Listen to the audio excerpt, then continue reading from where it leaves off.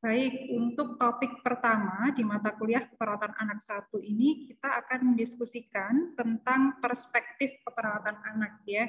Jadi bagaimana sih konsep tentang keperawatan anak, hal-hal apa saja yang mendasari, kemudian prinsip-prinsip apa yang mendasari tentang keperawatan anak akan kita diskusikan pada materi ini. Ya.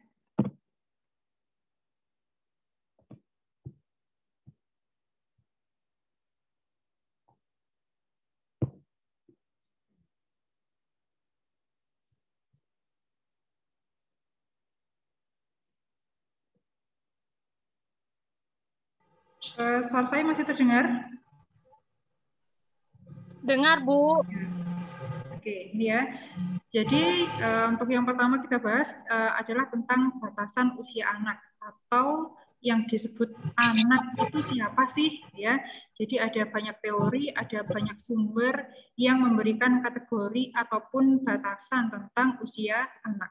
Nah, ini menurut WHO ya dikatakan bahwa anak adalah individu ya yang berada dalam kandungan sampai dia berusia 19 tahun. Ya, ini menurut WHO. Kemudian menurut Undang-Undang tahun 2014 tentang Perlindungan Anak pada pasal 1 ayat 1 ya dikatakan bahwa anak adalah seseorang yang belum berusia 18 tahun termasuk anak yang masih dalam kandungan. Jadi kalau menurut Undang-Undang tahun 2014 yang disebut dengan anak adalah anak yang ada atau individu yang masih ada dalam kandungan sampai dengan usia 18 tahun ya. Memang ada selisih ya, ada selisih batasan usia antara undang-undang yang ada di Indonesia dengan WHO ya. Namun selisihnya juga tidak rentang jauh ya. Selain definisi ataupun batasan usia berdasarkan WHO, berdasarkan Undang-Undang tahun 2014, masih ada lagi batasan usia ya, cuman tidak perlu saya jabarkan satu persatu karena ada beberapa kategori yang lainnya ya. Jadi yang pertama ini ya batasan usia anak atau yang bisa diberikan asuhan keperawatan adalah anak yang atau individu yang berada dalam kandungan sampai dengan dia berusia 18 sampai 19 tahun.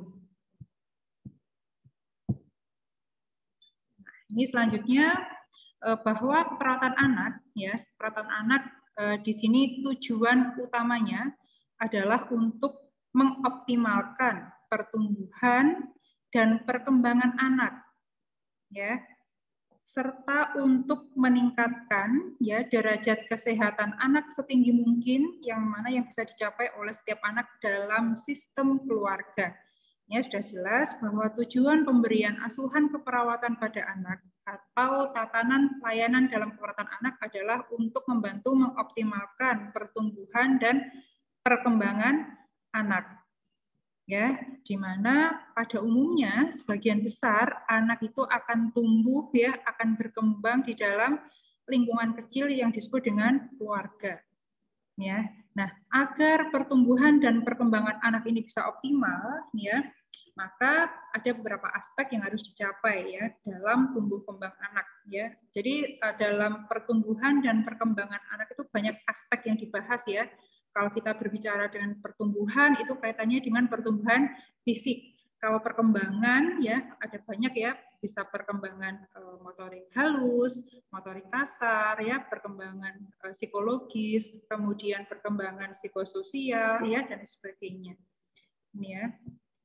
Jadi dengan pemberian perawatan anak, harapannya adalah anak bisa bertumbuh dan bisa berkembang secara maksimal dan bisa melaksanakan setiap tugas pada masing-masing tahapan perkembangannya. Contohnya misalkan ya, kalau kita melihat tahapan perkembangan motorik halus antara bayi ya yang usianya 0 sampai 1 tahun dengan motorik halus pada anak usia prasekolah misalkan, anak usia 4 atau 3 sampai 5 tahun. Tentunya tahapan motorik halus yang harus dicapai adalah berbeda. Nah, dengan pemberian keperawatan anak di sini ya, tugas perawat adalah membantu menilai apakah anak itu bisa melaksanakan tugas pada masing-masing tahapan tumbuh kembangnya. Contohnya kalau anak usia prasekolah gitu ya, usia 3 sampai 5 tahun misalkan harus bisa memegang pensil contohnya. Kalau pada infan otomatis belum bisa. Nah, ini ya perawat harus bisa mengenali masing-masing tugas pada tahapan usia anak itu berbeda-beda, dan ini harus dikuasai oleh perawat, dan perawat harus bisa membantu mengoptimalkan ya tumbuh kembang anak ini. Bagaimana caranya? Dengan melibatkan keluarga. Ya. Nah, selain membantu mengoptimalkan pertumbuhan dan juga perkembangan anak, ya, hal yang lain yang juga bisa dilakukan adalah meningkatkan derajat kesehatan anak, ya, mengoptimalkan kondisi kesehatan anak, dan membantu menurunkan angka kesakitan pada anak, ya. Nah, untuk mencapai tujuan tersebut, keperawatan memandang fenomena atau paradigma keperawatan ya bahwa manusia, lingkungan, ya, kondisi sehat dan sakit serta perawatan itu adalah sebagai suatu kesatuan yang utuh ataupun spesifik seperti itu. Ya, jadi ini adalah paradigma keperawatan anak yang perlu dipahami oleh perawat. Saat kita memberikan asuhan keperawatan ataupun pelayanan keperawatan pada anak, kita tidak cukup hanya berfokus kepada anaknya saja, ya. Tapi kita juga harus berfokus kepada keluarga, ya. Karena ini ya, keluarga itu merupakan konstanta dalam pertumbuhan dan perkembangan anak. Keluarga merupakan orang yang paling berpengaruh ya terhadap pertumbuhan dan perkembangan anak.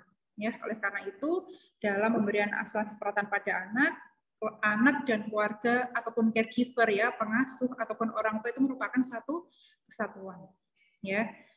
Kemudian tadi disebutkan bahwa tumbuh kembang anak itu sangat dipengaruhi oleh keberadaan keluarga ataupun keberadaan orang tua di mana anak tersebut tinggal.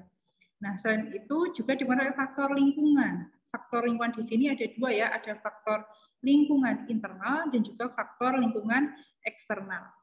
Oke, ini kalau lingkungan eksternal misalkan pemberian nutrisi ya, kemudian kondisi sosial ya, jumlah saudara, kemudian status sosial ekonomi, agama, kemudian kebudayaan atau kepercayaan atau nilai-nilai tentang kondisi kesehatan yang dianut oleh keluarga itu berpengaruh kepada pertumbuhan dan perkembangan anak. Selanjutnya juga di sini ada lingkungan internal, ya, bawaan genetik, jenis kelamin, IQ, emosi dan sebagainya. Ya, nah ini ya jadi dalam paradigma perawatan anak, keluarga dan lingkungan, baik itu lingkungan internal ataupun lingkungan eksternal itu merupakan satu kesatuan yang tidak bisa dipisahkan ketika perawat memberikan asuhan keperawatan anak. Ya, agar tumbuh kembang anak itu bisa optimal, maka ini ya anak perlu diasuh, ya, dikasihi dan diberi stimulasi. Nah, ini siapa yang memberikan? Keluarga ataupun orang tua. Oleh karena itu penting melibatkan keluarga dalam memberikan asuhan keperawatan anak.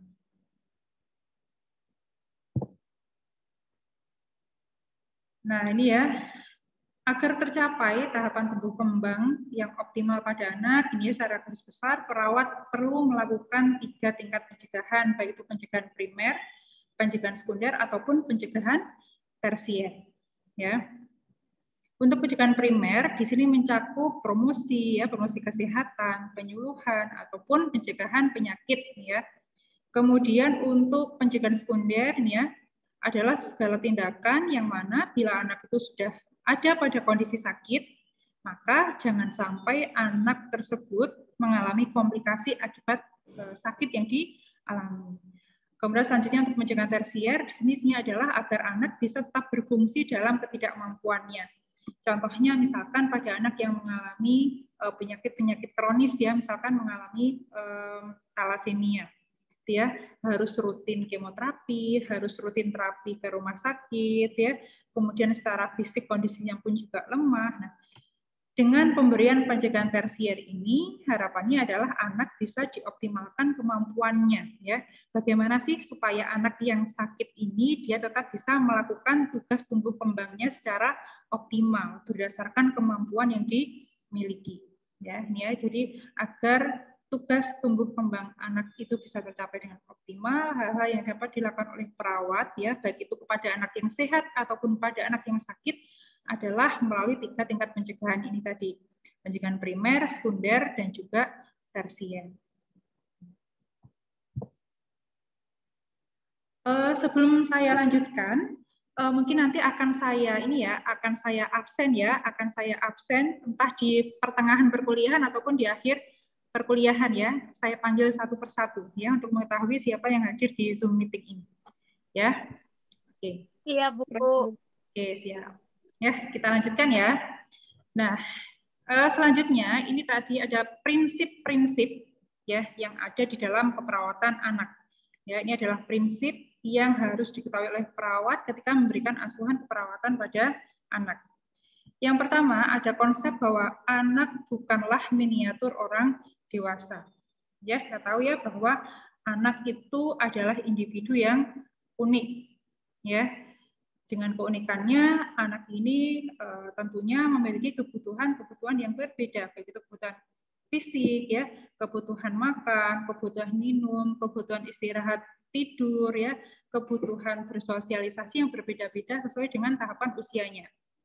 Ya, di mana kebutuhan fisik pada bayi, kebutuhan fisik pada anak toddler, ya, anak usia 1-3 tahun, kebutuhan fisik pada anak usia prasekolah, kebutuhan fisik pada anak sekolah itu berbeda-beda. Ya, sehingga dikatakan bahwa anak itu unik dan bukan merupakan miniatur orang dewasa. Ya, sehingga dengan berbagai keunikan yang dimiliki oleh anak, dengan berbagai macam tugas pada masing-masing tahapan tumbuh kembang yang dimiliki oleh anak, diharapkan kita bisa memberikan ya asuhan keperawatan, itu mulai dari pengkajian, bagaimana cara kita berkomunikasi pada anak, itu hendaknya disesuaikan dengan kemampuan anak, disesuaikan dengan tahapan tumbuh kembang anak, ataupun disesuaikan dengan usia anak. Ya. Jadi kemudian poin yang lain bahwa kita jangan hanya melihat fisik anak saja. Oh, ini anak kecil ya, dia nggak tahu apa-apa, jangan seperti itu. Ya, bahwa anak, walaupun anak mungkin belum bisa kita ajak berkomunikasi dengan lancar, tapi saat kita melakukan pemberian asuhan keperawatan, tetap komunikasi itu kita lakukan kepada anak. Ya. Kemudian yang kedua dari prinsip perawatan anak adalah anak sebagai individu yang unik dan memiliki kebutuhan sesuai tahapan tumbuh kembang. Ini hampir sama dengan poin yang pertama.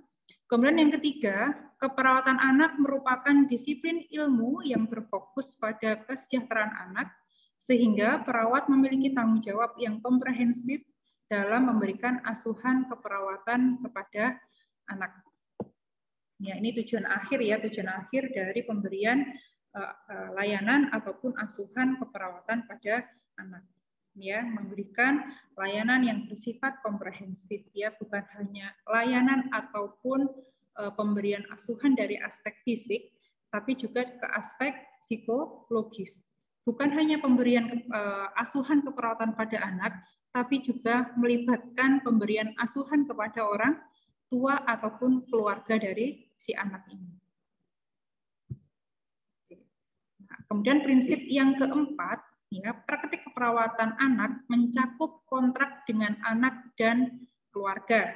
Tadi ya, jadi anak dan keluarga itu dalam keperawatan anak itu satu paket, gitu ya. Dengan menggunakan ini ya, praktik keperawatan yang dilakukan menggunakan prinsip moral atau etik dan aspek hukum ataupun bersifat legal, ya. Kemudian yang kelima, tujuan keperawatan anak dan remaja adalah untuk meningkatkan kematangan, ya. Maksud dari kematangan ini kita tahu bahwa anak dan remaja itu masih berada pada tahap pertumbuhan, masih berada pada tahap perkembangan. Ya. Nah, dengan pemberian layanan keperawatan anak, harapannya anak dan remaja ini bisa tumbuh dan berkembang tadi ya sesuai dengan tahapan usianya. Bisa melakukan tahapan ataupun tugas-tugas tumbuh kembang sesuai dengan usianya. Ya, kemudian yang keenam, ya, berfokus pada pertumbuhan dan perkembangan. Jadi nanti ketika memberikan asuhan keperawatan pada anak, ya, perlu kita kaji juga, ya, apakah pertumbuhan anak ini sesuai atau tidak, normal atau tidak. Kemudian apakah perkembangan anak ini normal atau tidak, dan seterusnya. Ini adalah 6 prinsip keperawatan anak yang harus dipahami oleh perawat, ya, selama memberikan asuhan keperawatan. Nah, tadi ada 6 prinsip ya. Nah, selanjutnya di sini ada kunci konsep dasar perawatan anak. Ya, di sini ada 6 juga ya. Ada family center care, ada traumatic care, case management, growth and development, playing, kemudian apa namanya ini ya, peran dari perawat anak. Namun nanti akan kita diskusikan ada 2 topik besar ini ya, yaitu tentang family center care dan juga konsep traumatic care. Ya, di mana 2 konsep ini penting sekali untuk diterapkan selama kita memberikan asuhan keperawatan pada anak. Oke, ini yang pertama adalah family center care ya, atau pemberian perawatan yang berpusat pada keluarga. Ya, tadi di slide sebelumnya sudah saya sampaikan bahwa saat kita memberikan asuhan keperawatan pada anak, ya, asuhan keperawatan yang kita berikan itu sifatnya satu paket, ya, asuhan keperawatan pada anak dan juga asuhan keperawatan pada keluarga. Nah, ini yang pertama, konsep yang pertama ada family center care, ya. Jadi konsep perawatan yang berpusat pada keluarga ini, ya, sejarahnya adalah bahwa ketika anak sakit dan selanjutnya anak diharuskan dirawat di rumah sakit, biasanya anak akan mengalami perpisahan dengan orang tua ataupun dengan keluarga karena anak harus masuk rumah sakit. Ya. Nah, ketika anak ini ya. Nah, ketika anak harus berpisah dengan orang tua karena anak harus dirawat di rumah sakit atau mengalami hospitalisasi, ya. Ya, nah perpisahan dengan orang tua ini dapat menimbulkan berbagai macam masalah emosional ataupun masalah psikologis dengan anak. Ya, contohnya misalkan ketika seorang anak dirawat di rumah sakit, ya, dia tinggal di kamar yang baru, ya, kamar di rumah sakit, ada di lingkungan yang baru, kemudian harus berinteraksi dengan petugas kesehatan di sana, ya, kemudian harus mengurangi interaksi dengan teman-teman bermainnya, maka itu bisa menimbulkan masalah emosional, ya. Anak nggak kerasan di rumah sakit, ya, anak menjadi stres, ya, rewel, ya, mudah marah. Nah, itu adalah beberapa contoh masalah emosional yang muncul akibat hospitalisasi. Ya. Nah, oleh karena itu, dengan konsep family center care ini, perawatan anak yang diberikan itu bersifat rooming in, ya, atau ibaratnya ketika anak itu dirawat di rumah sakit harus tetap ada keluarga yang mendampingi. Atau ketika misalkan anak mendapatkan tindakan keperawatan, ya, jadi biasanya kalau di rumah sakit atau di ruangan anak, ya, ketika anak itu akan mendapatkan tindakan perawatan, entah itu misalkan di terapi uap, nebul, ataupun misalkan akan diinfus, itu ada ruangannya tersendiri. Nah, ketika anak dibawa ke ruang tindakan tadi, sebisa mungkin dengan konsep family center care ini harus ada keluarga atau harus ada orang tua yang menemani, ya. Itu ya. Jadi intinya kalau family center care itu adalah pemberian asuhan perawatan yang berpusat pada keluarga. Jadi intinya keluarga tetap dilibatkan ketika anak itu mendapatkan asuhan keperawatan. Oke, nah, kenapa sih keluarga itu harus dilibatkan ya ketika anak menerima layanan ataupun asuhan keperawatan? Oke, ini yang pertama. Karena ini ya keluarga itu memiliki tugas yang banyak ya, atau peran keluarga itu sangat kompleks pada anak. Ya, ini beberapa contoh tugas keluarga nih ya. Yang pertama adalah mengenal masalah kesehatan keluarga. Ya, jadi harapannya dengan konsep family center care ini, ketika kita melibatkan keluarga, keluarga itu bisa tahu, oh kondisi anak saya seperti ini, oh anak saya harus mendapatkan terapi ini, oh terapi ini efek sampingnya seperti ini, jadi saya harus melakukan tindakan ini.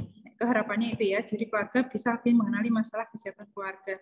Kemudian ini beberapa tugas keluarga yang lain, ini memutuskan tindakan kesehatan yang tepat bagi keluarga, merawat keluarga yang mengalami gangguan kesehatan, ya, kemudian melakukan modifikasi lingkungan keluarga untuk menjamin kesehatan keluarga, ya, memberikan lingkungan fisik ataupun tempat tinggal yang layak bagi keluarga, terutama pada anak. Kemudian selanjutnya adalah memanfaatkan fasilitas pelayanan kesehatan di sekitarnya untuk keluarga. Nah, ini ya, keluarga harus tahu juga ketika anak sakit, ya keluarga harus paham pada kondisi seperti apa sih anak saya ini bisa saya obati sendiri di rumah, pada kondisi seperti apa sih anak saya ini, harus saya bawa ke puskesmas atau saya bawa ke kesehatan, itu keluarga harus tahu. Ya. Nah, karena tadi banyak tugas keluarga yang berkaitan dengan kesehatan anak, ya, jadi bisa disimpulkan bahwa keluarga itu merupakan sumber dukungan dan sumber kekuatan bagi anak, ya, karena besarnya peran keluarga kepada anak. Ya.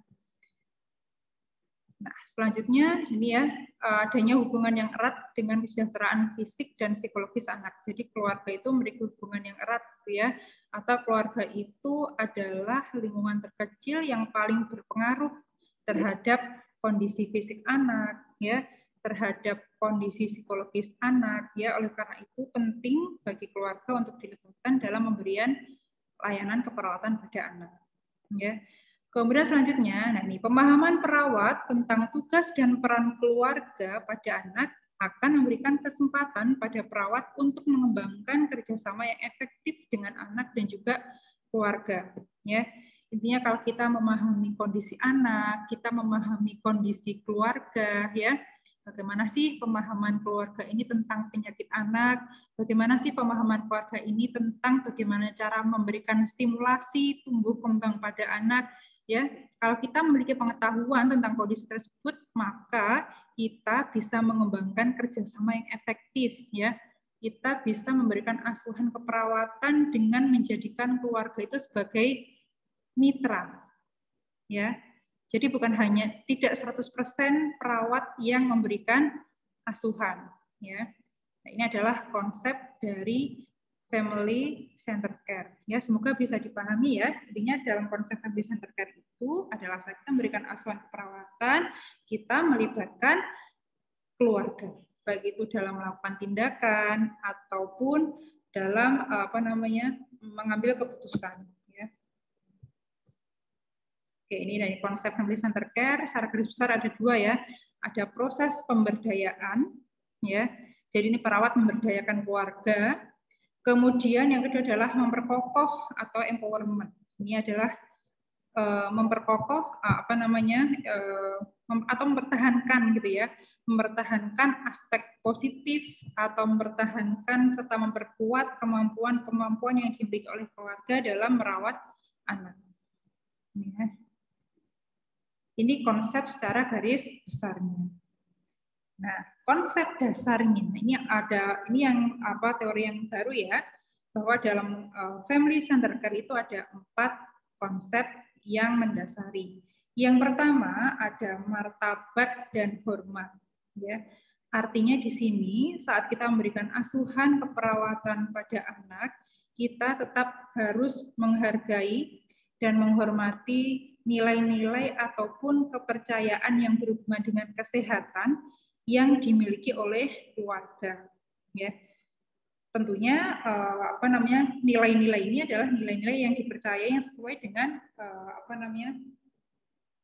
atau yang masih dalam koridor kesehatan. Nah, selanjutnya bagaimana kalau misalkan kita menemukan keluarga yang mereka punya budaya-budaya yang bertentangan dengan kesehatan, gitu ya. Contohnya misalkan, gitu ya, anaknya baru operasi, kemudian orang tua menolak makanan yang diberikan oleh rumah sakit pada anak. Ada telurnya itu ya makanannya ya. Orang tuanya percaya kalau anak habis operasi itu nggak boleh makan telur ya, nanti bisa gatal-gatal dan sebagainya. Kalau kita menghadapi klien seperti itu, apa yang kita lakukan ya? Kita jangan langsung menyalahkan, jangan langsung menolak kepercayaan atau nilai yang dimiliki oleh keluarga pasien tersebut ya, tapi kita berikan informasi ya pelan-pelan ya, kemudian kita lakukan komunikasi yang asertif ya tentang kondisi kesehatan anak setelah operasi itu seperti apa, kemudian nutrisi yang harus diberikan pada anak pasca operasi itu seperti apa, tanpa menolak langsung ya nilai atau kepercayaan yang dimiliki oleh keluarga ya. Kemudian yang kedua, ini tadi berbagi informasi. Ya, ini nyambung dengan poin pertama ya.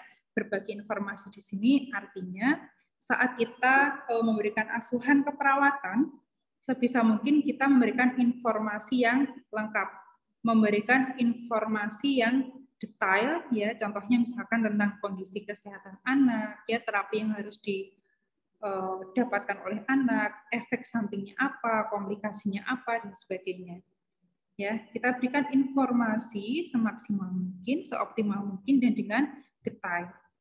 Ya, harapannya dengan berbagi informasi ini atau dengan memberikan informasi yang akurat kepada keluarga tadi dapat berperan serta dalam melakukan pengambilan keputusan. Contohnya misalkan pada beberapa kasus gitu ya, misalkan ketika anak sakit ada beberapa terapi yang dapat diberikan pada anak ya, ada terapi A, terapi B, dan juga terapi C. Kita berikan secara detail masing-masing penjelasan terapi A, terapi B, dan terapi C ya. Kelebihannya apa, kekurangannya apa, kita jelaskan dengan detail kepada keluarga. Harapannya apa? Harapannya keluarga bisa berperan serta dalam melakukan pengambilan keputusan ya terhadap terapi yang akan diberikan kepada anak. Ya. Oke, nah sampai di sini ini merupakan tiga kesatuan ya. Kalau kita yang perlu saya garis bawahi adalah ketika kita menemukan klien atau ketika kita menemukan keluarga yang memiliki nilai atau kepercayaan yang bertentangan dengan kesehatan, tadi yang pertama jangan langsung ditolak, jangan langsung dipatahkan, tapi kita berikan penjelasan yang detail, kita berikan penjelasan yang lengkap ya sesuai dengan koridor kesehatan. Yang penting keluarga itu bisa menerima informasi yang baru, bisa menerima informasi yang sifatnya benar. Ya, kalau berbicara masalah perilaku ya, misalkan dari yang awalnya keluarga itu menolak anak mengkonsumsi telur, ya, kemudian setelah kita berikan pendidikan kesehatan, kita langsung punya target nih, wah keluarga ini atau orang tua dari si pasien ini harus mau menerima atau harus mau memberikan telur pada anaknya. Targetnya jangan terlalu tinggi ya. Merubah perilaku itu tidak mudah ya. Yang penting untuk kita lakukan adalah kita memberikan informasi yang detail, kita memberikan informasi yang tepat kepada keluarga. Ya, sehingga tujuan akhirnya adalah keluarga bisa berperan serta dalam pengambilan keputusan yang tepat ya tentang apa yang harus diberikan pada anak. Kemudian konsep family center care yang keempat adalah kolaborasi ya. Kolaborasi di sini maksudnya adalah dalam memberikan asuhan perawatan, perawat itu bekerja sama dengan keluarga atau keluarga itu adalah mitra dari perawat saat perawat memberikan asuhan keperawatan. Ya. Jadi apapun yang akan kita lakukan pada anak ya, itu harus tetap melibatkan keluarga. Ya, ini adalah 4 konsep family center care. Ya. Martabat dan menghormati, berbagi informasi, kemudian peran serta keluarga dan juga kolaborasi. Oke, nah ini selanjutnya, ini adalah filosofi perawatan, ya, filosofi dalam perawatan anak berdasarkan konsep family center care. Ya. Ini adalah beberapa aspek yang perlu diperhatikan agar tercipta kerjasama tadi ya. Tadi di konsepnya kan yang terakhir ada kolaborasi ya, ada kerjasama ya antara perawat dengan keluarga. Nah, agar tercipta kolaborasi atau kerjasama yang menguntungkan antara perawat, anak, dan keluarga, serta profesional kesehatan yang lain, maka dalam melakukan perawatan pada anak, ya yang perlu dilakukan yaitu, ya, ini yang pertama adalah respect. Hampir sama ya dengan slide sebelumnya tadi ya.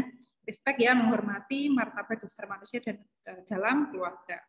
Menghormati nilai ataupun keyakinan yang dimiliki oleh keluarga. Kemudian strength atau kekuatan, ya. Yang perlu kita ketahui adalah pada masing-masing keluarga itu memiliki kekuatan sendiri-sendiri ya dalam menghadapi kondisi anak, atau keluarga itu memiliki kekuatan yang berbeda dalam memberikan stimulasi tumbuh kembang pada anak. Nah, ini yang perlu kita ketahui. Misalkan ya, keluarga A ini ya kemampuannya dalam memberikan stimulasi tumbuh kembang pada anak masih kurang ya, berarti yang harus saya lakukan adalah memberikan pendidikan kesehatan atau memberikan contoh bagaimana cara memberikan stimulasi yang tepat pada anak ya. Kemudian keluarga yang lain misalkan keluarga ini belum bisa merawat anak ketika anak itu mengalami demam. Ya, keluarga ini belum bisa melakukan kompres yang benar. Berarti yang harus saya lakukan adalah mengajarkan bagaimana cara mengompres yang benar dan seterusnya. Ya, jadi harapannya di sini kita bisa mengetahui masing-masing kelebihan atau kekuatan yang dimiliki oleh keluarga dalam memberikan perawatan pada anak. Kemudian yang ketiga adalah choice ataupun pilihan tadi ya.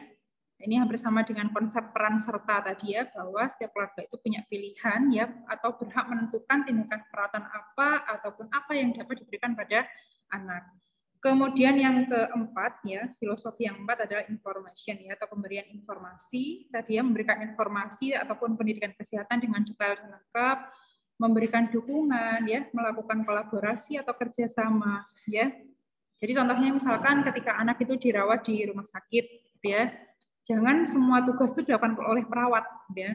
Misalkan kita berikan kesempatan pada keluarga untuk menyuapi anak, kita berikan kesempatan pada keluarga untuk menyeka anak ya dan seterusnya. Atau pada beberapa kasus kronis tertentu ya, pada anak yang mengalami thalassemia atau leukemia, ada alat yang namanya dispral pump itu ya. Keluarga itu sudah bisa memasang sendiri. Ya. Ini adalah contoh kolaborasi. Jadi keluarga itu diajari bagaimana cara memasang dispral pump, jarum suntiknya harus ditaruh di mana, dosis obatnya seperti apa, itu diajarkan. Ya. Kemudian yang ketujuh ini adalah empowerment, tadi ya, penguatan dari aspek positif yang dimiliki oleh keluarga. Ini adalah 7 filosofi dari family center care. Nah, kemudian yang kedua tadi ada atraumatic care ya. Jadi selain perawatan atau pemberian perawatan pada anak yang berpusat pada keluarga, di sini juga ada tindakan atraumatic care. Ya. Oke, mungkin sebelum saya masuk ke materi selanjutnya, ya, kameranya bisa minta tolong diaktifkan semuanya.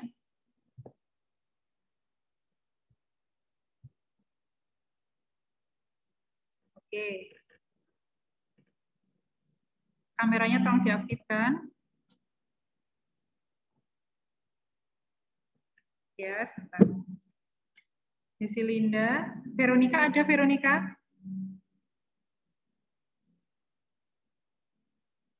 Veronica ada?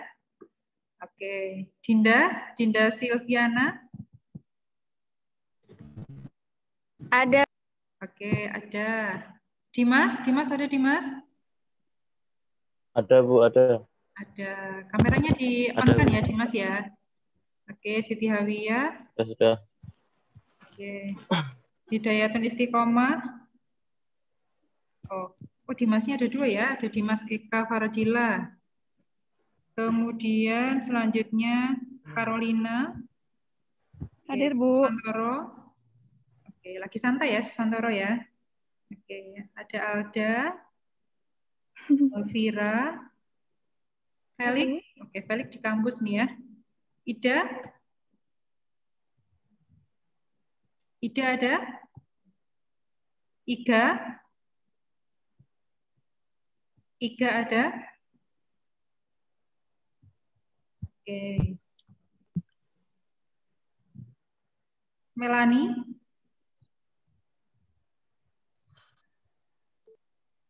Melani ada? Oke, belum ada ya Melani ya. Ya, Veronica di kampus. Siapa lagi? Elvin? Oke. Ada Bu. Oke, Elvin ada ya. Oke, ada beberapa yang nggak masuk ya kayaknya ya. Ada beberapa yang nggak gabung ke Zoom ya. Iya Bu. Oke, baik. Saya lanjutkan ya. Saya lanjutkan untuk konsep atraumatic care. Ya. Nah, konsep atraumatic care ini adalah pemberian asuhan yang tidak menimbulkan trauma pada anak dan juga keluarga, di mana konsep atraumatic care ini merupakan bagian dari asuhan keperawatan. Ya, jadi karena konsep atraumatic care ini merupakan bagian dari pemberian asuhan terapeutik. Ya, jadi saat kita memberikan asuhan keperawatan anak, jangan sampai menimbulkan trauma baik itu trauma fisik ataupun trauma psikologis ya. Trauma fisik contohnya misalkan saat kita memasang infus ya, kita lakukan dengan teliti ya, jangan sampai berulang kali menusukkan jarum kepada anak. Kemudian pemberian asuhan perawatan juga sebisa mungkin jangan memberikan efek trauma psikologis ya. Jadi contohnya misalkan jangan menakut-nakuti anak gitu ya. Misalkan ya, adik sekarang obatnya harus diminum. Kalau nggak diminum nanti kepalanya tambah sakit. Memang mau kepalanya tambah sakit dan seperti ya, anak justru akan takut gitu ya. Takut kepada penyakitnya, kemudian takut kepada kita sebagai perawat gitu ya. Karena ditakut-takuti gitu ya. Tapi gunakan cara ataupun pendekatan yang lain yang tidak menimbulkan trauma psikis pada anak ya, gunakan pendekatan yang efektif. Misalkan kita jelaskan, adik obatnya sekarang harus diminum supaya cepat sembuh dan nanti bisa pulang dan bermain dengan teman-temannya. Ya, contohnya ya. Oke, ini konsep yang pertama, pemberian asuhan perawatan yang tidak menimbulkan trauma pada anak dan juga keluarga. Baik itu trauma fisik ataupun trauma psikologis.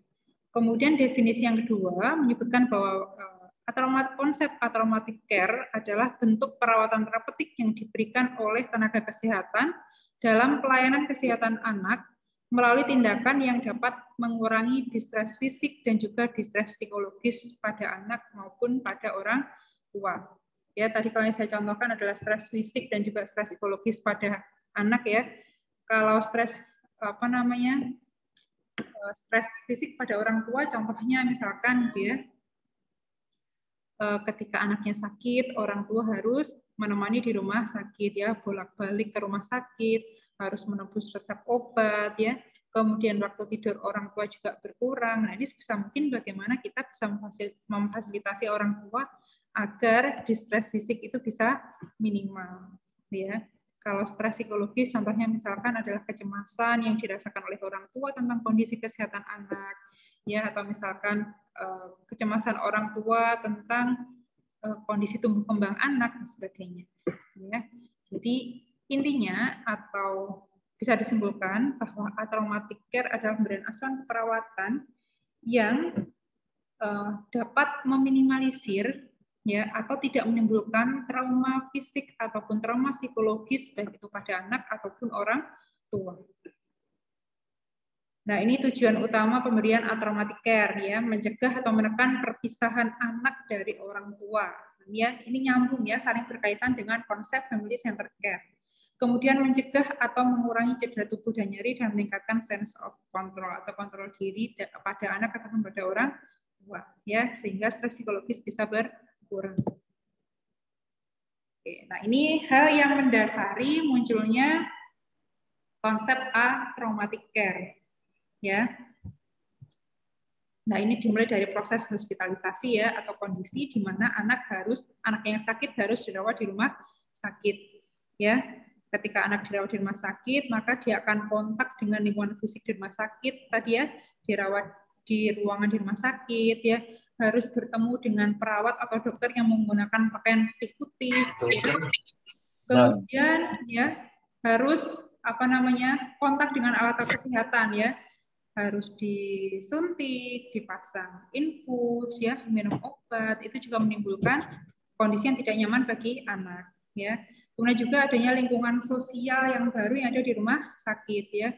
Misalkan anak dirawat di bangsal, ya, satu kamar misalkan ada 4 anak, ya, di mana anak ini sama-sama sakit, gitu ya, sama-sama tidak bisa bermain, itu juga merupakan kondisi yang tidak nyaman bagi anak. Nah, kondisi-kondisi ini ya ketika anak harus dirawat di rumah sakit ya, harus minum obat, harus disuntik, kemudian ketemu dengan perawat dan dokter setiap hari, hal tersebut bisa menimbulkan rasa trauma pada anak. Nah, trauma ini bisa menimbulkan terjadinya distres ya, anak mengalami stres ya, takut, khawatir, cemas, bosan ya, marah ya ketika dirawat di rumah sakit.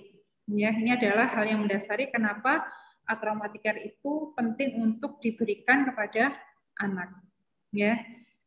Jadi sebenarnya kalau atraumatic care ini bukan bentuk pelayanan secara langsung ya,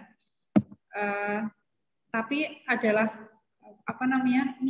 konsep yang harus ditanamkan ya pada saat setiap kali kita melakukan ataupun memberikan intervensi kepada anak. Nah, ini prinsip atraumatic care di sini adalah mencegah atau menurunkan dampak perpisahan antara anak dengan orang tua dengan menggunakan prinsip family center care, kemudian meningkatkan kemampuan orang tua dalam mengontrol perawatan anak dan mencegah atau menurunkan cedera fisik serta psikologis. Bentuk aplikasinya seperti apa sih atraumatic care itu? Nah, ini beberapa contoh aplikasinya yaitu melakukan modifikasi lingkungan ataupun ruangan di ruang rawat inap ataupun di rumah sakit ya. Jadi kalau di beberapa rumah sakit swasta atau rumah sakit pendidikan itu ya, ruangan di rumah sakitnya tidak lagi semuanya nuansa putih ya, satu warna, tidak ya. Nah, ini contohnya di salah satu rumah sakit ya, ini memang kelas VIP ini ya. Ini adalah ruang rawat inap anak. Ya. Dan ini adalah contoh ruang rawat inap bangsa ya. Jadi kalau kita lihat di sini ini ya selimutnya warna selimutnya motif gitu ya, motif-motif kesukaan anak ya. Jadi paling tidak anak merasa nyaman gitu ya, atau rasa stresnya atau rasa takut ketika di rumah sakit itu bisa berkurang ya dengan memodifikasi lingkungan rumah sakit atau ruang rawat inap. Kemudian memodifikasi pakaian tenaga kesehatan. Nah, ini contohnya misalkan kalau beberapa rumah sakit ya, seragam perawat atau seragam dokternya itu tidak lagi putih-putih atau skort ya. Skortnya itu tidak lagi berwarna putih, tapi biasanya skortnya ada yang warna-warni ya. Ada pink, kemudian ada gambar kartun-kartunnya seperti itu ya. Ini adalah beberapa contoh aplikasi ya dari konsep atraumatic care. Ya. Jadi dengan konsep atraumatic care ini adalah meminimalisir ya rasa cemas, rasa takut dari anak ketika anak dirawat di rumah sakit. Nah, tadi adalah prinsip ataupun konsep tentang perspektif perawatan anak. Yang mana perspektif perawatan anak tadi tujuan akhirnya adalah kita bisa memberikan asuhan keperawatan yang tepat dan bisa memberikan asuhan perawatan yang efektif pada anak dengan melibatkan keluarga ataupun orang tua selama memberikan asuhan keperawatan. Nah, ini adalah struktur proses keperawatan ya, mulai dari pengkajian, kemudian penegakan diagnosa, perencanaan ya, kemudian pemberian tindakan keperawatan atau implementasi, kemudian saat melakukan evaluasi. Kelima proses ini kita lakukan dengan melibatkan keluarga. Ya, ingat ya dalam memberikan asuhan perawatan bahwa anak dan juga keluarga itu adalah mitra. Anak dan keluarga bukanlah objek ya, tapi subjek ya, artinya orang yang berperan aktif dalam melakukan layanan ya, pemberian layanan ataupun asuhan pada anak. Ya. Kemudian ini muaranya akhirnya ya dalam pemberian asuhan perawatan jangan lupa untuk melakukan dokumentasi. Ya. Oke. Sudah habis materi untuk perspektif keperawatan anak. Ada yang mau didiskusikan dari sini?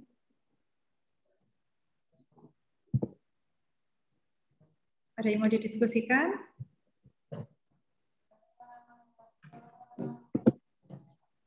Tidak ada? Oke. Belum ada. Belum ada ya? Oke, nanti kalau misalkan ada yang mau didiskusikan, langsung dituliskan di forum diskusi yang ada di Spada. Ya? Oke. Bu. Oke, ini ada yang nggak hadir juga ya di sini ya? Oke, ada yang baru bergabung. Maaf Bu, tadi saya ada sempat gabung sama Veronica tadi Bu, yang dari kampus. Iya. Oke, nggak masalah. Oh ya, untuk materi ini nanti ya, insya Allah video recordnya akan juga saya upload ya. Jadi kalau misalkan ada penjelasan yang kurang dimengerti, ada penjelasan yang kurang dipahami, nanti bisa disimak lagi. Ya, oke. Baik, kalau tidak ada yang didiskusikan, ya, mungkin untuk pertemuan pertama, ya, saya akhiri sampai di sini. Ya, insya Allah nanti bisa bertemu lagi di pertemuan yang kedua. Oh ya, sebelumnya mungkin saya tanyakan terlebih dahulu ya, untuk pertemuan selanjutnya, mau Zoom lagi atau menggunakan media yang lain? Ini sudah banyak yang ada di Jawa ya, banyak di Kediri ya? Iya, Bu. Sudah? Ya. Oke, ya. Jadi mungkin ini saja untuk materi pertemuan pertama ya. Ada kurang lebihnya saya mohon maaf ya. Sebelumnya coba kameranya diaktifkan semua. Minta tolong kameranya diaktifkan semua. Oke.